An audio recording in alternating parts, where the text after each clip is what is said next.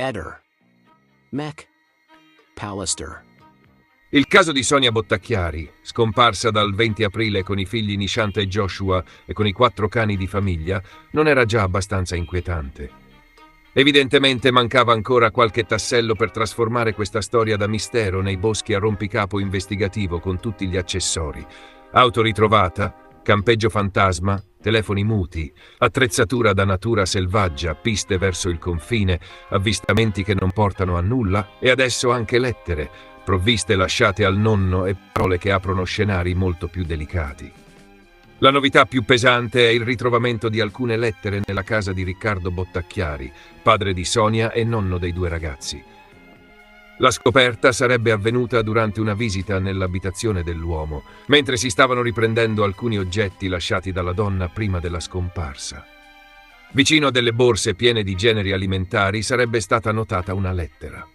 Da quel momento il caso, già abbastanza complicato da sembrare scritto da qualcuno con l'abbonamento annuale al Caos, ha preso una piega ancora più cupa. La procura ha poi precisato un punto fondamentale. Le lettere sarebbero 2, diverse e non datate. Una sarebbe indirizzata ai figli, l'altra conterrebbe riflessioni di Sonia sulla propria vita. E qui bisogna fermarsi e usare il cervello, merce rara ma ancora legale. Non datate significa che non si sa con certezza quando siano state scritte. Non si può quindi prendere quei fogli, montarci sopra una sentenza e dire «Ecco, abbiamo capito tutto». No, le lettere sono un elemento pesantissimo, ma devono essere collocate nel tempo, verificate, lette nel contesto e valutate dagli inquirenti. Dai testi emergerebbero sofferenza, sconforto, inquietudine, difficoltà personali, sogni mai realizzati e parole d'amore per i figli. Ci sarebbe anche una poesia e sarebbe comparsa l'immagine di Ganesha, divinità induista legata alla dimensione spirituale di Sonia. Un dettaglio che non chiude nulla, ma apre una finestra sul mondo interiore della donna. Non siamo davanti al classico bigliettino lasciato sul tavolo con scritto «Torno subito». Siamo davanti a parole che, secondo chi le ha lette e secondo quanto trapela dagli ambienti investigativi, fanno pensare a una condizione emotiva pesante.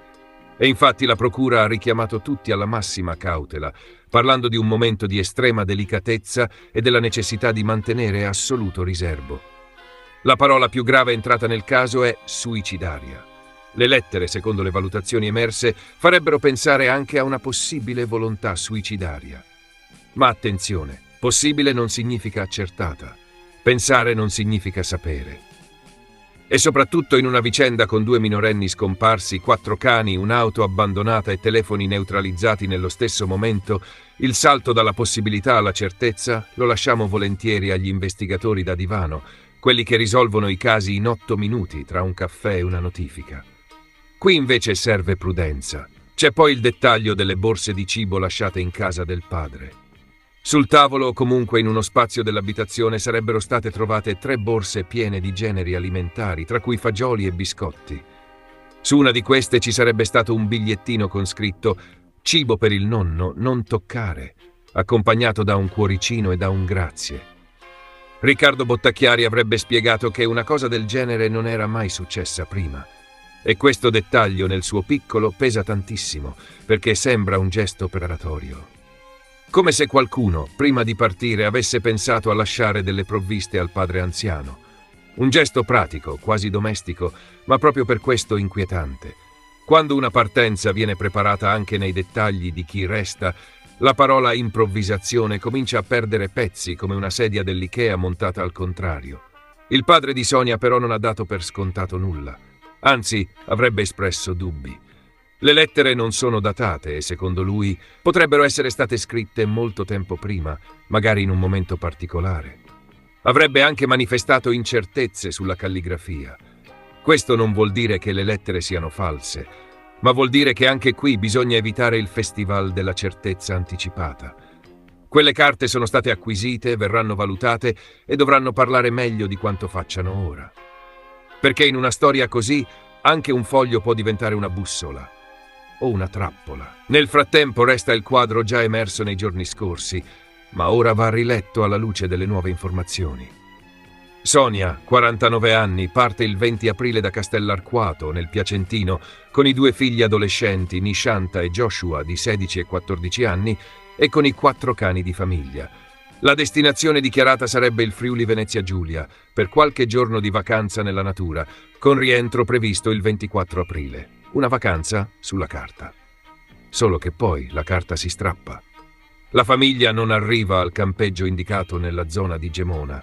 Nessuna prenotazione chiara, nessun passaggio confermato, nessuna traccia utile. Il 6 maggio viene ritrovata la Chevrolet Captiva di Sonia Tarcento in via Montegrappa, parcheggiata regolarmente. Regolarmente, perché anche quando una famiglia sparisce nel nulla, almeno la macchina si comporta da cittadina modello. Dentro però non ci sono Sonia, non ci sono i figli, non ci sono i cani e non ci sarebbero nemmeno tende e materiali da campeggio. Dunque l'auto non sembra semplicemente il punto finale di un incidente, sembra piuttosto un punto di passaggio. La domanda è: passaggio verso dove e con chi? Su questo gli investigatori stanno valutando anche l'ipotesi che, dopo aver lasciato l'auto a Tarcento, Sonia e i figli possano essere saliti su un altro mezzo. E qui la questione si fa seria. 3 persone, 4 cani. Bagagli e attrezzatura non spariscono come uno scontrino nel cruscotto. Se davvero c'è stato un cambio di veicolo, qualcuno potrebbe aver aiutato la famiglia. Un conoscente? Una persona incontrata in Friuli? Qualcuno legato a un ambiente di escursioni, arrampicata o vita avventurosa? Per ora sono domande, non risposte, ma sono domande che gli inquirenti non possono permettersi di lasciare appascolare nei prati. C'è poi l'altro dettaglio già noto, ma ora ancora più importante. Prima della partenza, Sonia si sarebbe licenziata dall'azienda con cui collaborava e avrebbe ritirato le spettanze economiche. Anche questo da solo non dimostra nulla. Una persona può licenziarsi per 1000 motivi, ma se lo mettiamo accanto alla partenza, ai telefoni spenti, all'auto lasciata, alle provviste per il padre, alle lettere e agli acquisti fatti prima del viaggio, il quadro comincia a sembrare meno casuale. Non una gita nata così, con la spontaneità di chi dice «Dai, andiamo 2 giorni in montagna». Qui sembra esserci preparazione. E quando c'è preparazione bisogna capire chi l'ha pensata, perché e fino a dove. Tra gli acquisti segnalati ci sarebbero ricetrasmittenti, filo da pesca e sale per attirare animali selvatici. Anche qui il kit è piuttosto eloquente. Non proprio la valigetta base della famiglia che va a fare un weekend e torna con 2 calamite, una foto al tramonto e il cane pieno di zecche. Ricetrasmittenti, filo da pesca e sale per animali fanno pensare a una permanenza nella natura, forse più lunga, forse organizzata, forse collegata a un'idea di isolamento. Una scelta estrema?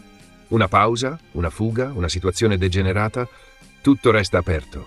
La pista dell'allontanamento volontario rimane quindi centrale, ma non basta. Perché in questa storia ci sono 2 minorenni, e quando ci sono 2 minorenni, il discorso cambia. La procura procede per sottrazione di minori, ma è stata valutata anche l'ipotesi di modificare il quadro investigativo verso il sequestro di persona, in modo da ampliare gli strumenti di indagine.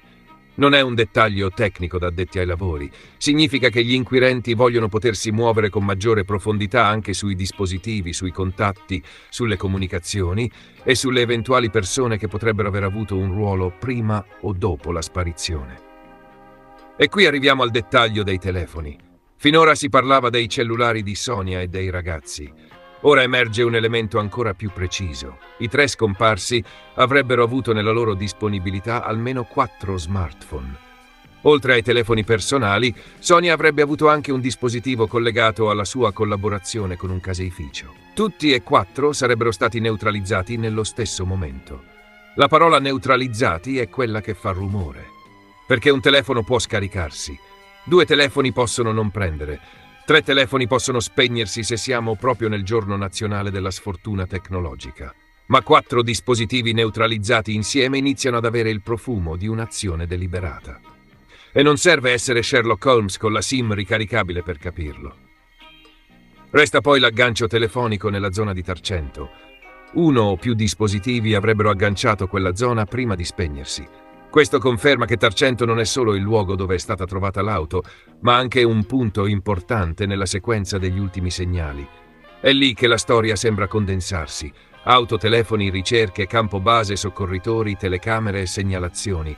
Tarcento diventa il centro della mappa, il chiodo piantato nel mistero. Da lì il cerchio si allarga, ma il punto di partenza resta quello. Le ricerche continuano con un dispiegamento importante. Vigili del fuoco, carabinieri, protezione civile, soccorso alpino, droni, elicotteri, unità cinofile e volontari.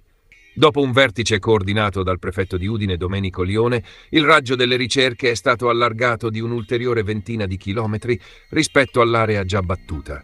Tradotto, non si sta cercando solo dietro l'angolo.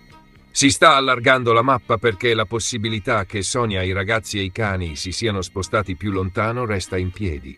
E resta in piedi anche l'ipotesi del confine sloveno, considerata la vicinanza e la presenza di sentieri impervi. Anche qui nessuna certezza, solo una pista che non può essere ignorata.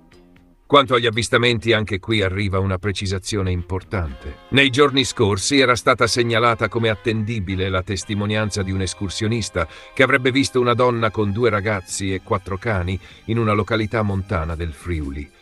Sembrava una possibile svolta, sembrava uno di quei momenti in cui il giallo dice «forse ci siamo». Invece, almeno finora, anche quella segnalazione non avrebbe dato esito concreto. Le verifiche non hanno portato al ritrovamento della famiglia. E così il caso torna a fare quello che sa fare meglio: aprire una porta, mostrare un corridoio e poi spegnere la luce. Sono stati diffusi anche i nomi e le immagini dei 4 cani: Dalmatina, Squinty, Raya e Shakti. Il dettaglio degli animali è tutt'altro che secondario. Una donna con 2 adolescenti può confondersi tra la gente, ma una donna con 2 ragazzi e 4 cani, tra cui un grande maremmano bianco, è molto più difficile da non notare. Per questo, le segnalazioni sui cani vengono considerate importanti. I cani potrebbero diventare il dettaglio capace di bucare il silenzio, sempre che qualcuno li abbia davvero visti e sappia collegare quell'immagine alla famiglia scomparsa. Nel frattempo, Yuri Groppi, padre dei ragazzi ed ex marito di Sonia, ha lanciato un nuovo appello.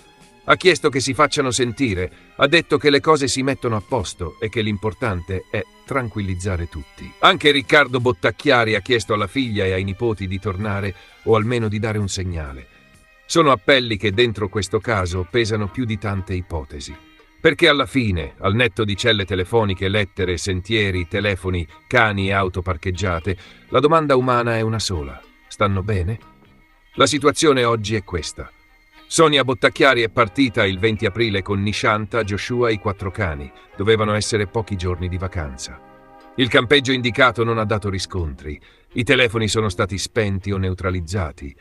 La Chevrolet è stata ritrovata a Tarcento il 6 maggio, ma senza persone, senza cani e senza materiale da campeggio. Prima della partenza Sonia si sarebbe licenziata e avrebbe ritirato denaro. Avrebbe acquistato oggetti compatibili con una permanenza nella natura. A casa del padre sono state trovate provviste lasciate per lui e lettere che raccontano sofferenza, sconforto e inquietudine. Le ricerche sono state ampliate, le segnalazioni, compresa quella dell'escursionista, non hanno ancora portato a nulla. È un caso che ora si muove su 3 binari. Il primo è l'allontanamento volontario, forse organizzato e forse preparato nei dettagli. Il secondo è l'ipotesi che questa scelta, se scelta è stata, possa essersi trasformata in una situazione di pericolo. Il terzo è la possibilità che qualcuno abbia aiutato Sonia e i ragazzi, prima o dopo l'arrivo a Tarcento. Sopra tutto questo adesso si aggiunge il tema più delicato: quelle lettere, con il loro carico di sofferenza e con l'ombra di una possibile volontà suicidaria. Un'ombra che non va trasformata in certezza, ma nemmeno ignorata. Da qui bisogna ripartire. Non dal chiacchiericcio, non dalla teoria pronta in saldo, non dal grande supermercato delle ipotesi dove ognuno prende quella che gli piace di più. Bisogna ripartire dai fatti. Lettere non datate, borse di cibo per il nonno, telefoni neutralizzati insieme, auto vuota a Tarcento, ricerche allargate, avvistamenti senza riscontro e una famiglia che manca all'appello da 3 settimane. Il resto per ora è nebbia. E in questa storia la nebbia non è solo sul paesaggio friulano, è dentro ogni passaggio che ancora non trova una spiegazione. Seguiremo questa storia con attenzione anche perché il ragazzo scomparso, il figlio di Sonia, era alunno di un'amica di Eder, quella ragazza che il pubblico ha visto con lui sia in un video su Alice Neri, sia in quello in cui andò a Trieste lo scorso ottobre. In quell'occasione lei ed Eder andarono anche a pranzo con Sterpin. È un dettaglio personale, certo, ma racconta una cosa semplice. Dietro ogni caso di cronaca ci sono legami reali, vite vere, scuole, famiglie, persone che conoscono altre persone. Non sono figurine in un album del mistero. Sono esseri umani. E proprio per questo, mentre il giallo si infittisce, l'unica cosa che conta davvero è che Sonia, Nishanta e Joshua vengano ritrovati vivi. Ehi, non dimenticare di iscriverti a questo canale.